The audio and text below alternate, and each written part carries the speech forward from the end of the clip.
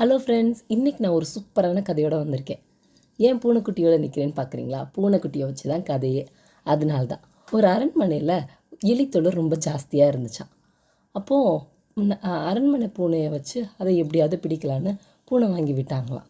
அதே மாதிரி வெளிநாட்டில் இருந்தும் பூனைகளை இம்போர்ட் பண்ணி அந்த எலியை பிடிக்கிறதுக்கு ட்ரை பண்ணாங்களாம். இந்த பூனை எவ்வளோ முயற்சி பண்ணியோ அந்த எலியை பிடிக்கவே முடியலையா. இதை பார்த்துட்டு இருந்த அந்த அரண்மனையோட வேலைக்காரன் அவள் வீட்டில் வளர்ந்துட்டு இருந்த பூனையை கொண்டு வந்து விட்டானான். அப்போ என்ன ஆச்சுன்னா, அந்த பூனை கொஞ்ச நேரத்துலேயே அந்த எலியை பிடிச்சிருச்சான். அப்போது இதை பார்த்து எக்ஸைட் ஆன அரசர் வந்து, எப்படி இது நம்ம அரண்மனை பூனை எவ்வளோ ஸ்கில்ஸோடு வளர்த்தும் அதால் பிடிக்கும். ஆச்சரியம் அடைஞ்ச அந்த ராஜா கேட்டாராம், எப்படி உன்னோட பூனை உடனே எலியை பிடிச்சிச்சு அப்படின்னு சொல்லிட்டு. உடனே அந்த வேலைக்காரன் சொன்னான்னா, ஏன் பூனை பசியில் இருந்துச்சு அப்படின்னு சொல்லிட்டு.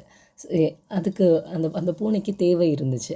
ஆனால் அரண்மனை பூனை நல்லா சாப்பிட்டு கொழுத்து போயிருந்திருக்கும்ல, அதுக்கு தேவையான சாப்பாடு போட்டிருப்பாங்க.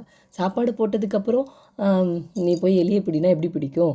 இல்லை, அதுக்கான நீடு இல்லைல்ல, அந்த எலியை பிடிச்சி தான் அது வந்து உயிர் வாழணும்னு.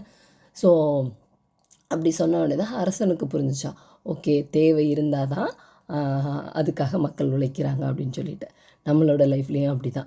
நம்மளோட தேவை என்ன அப்படின்றத நம்ம புரிஞ்சுக்கிட்டு, நம்ம தெரிஞ்சுக்கிட்டு அதை நோக்கி ஓடணும். நம்ம லட்சியம் என்னென்னு நமக்கு தான் தெரியும், அடுத்தவங்களுக்கு தெரியாது. நம்மளோட தேவை என்னென்னு நமக்கு தான் தெரியும், அடுத்தவங்களுக்கு தெரியாது. ஸோ தேவை அறிஞ்சு உங்கள் லைஃப்பில் உங்களுக்கு என்ன வேணும்னு தேவை அறிஞ்சு செயல்படுங்க. உங்களுக்கு தேவையானது அந்த எலி மாதிரி சீக்கிரம் கிடச்சிரும். பாய். சே பாய். போடா.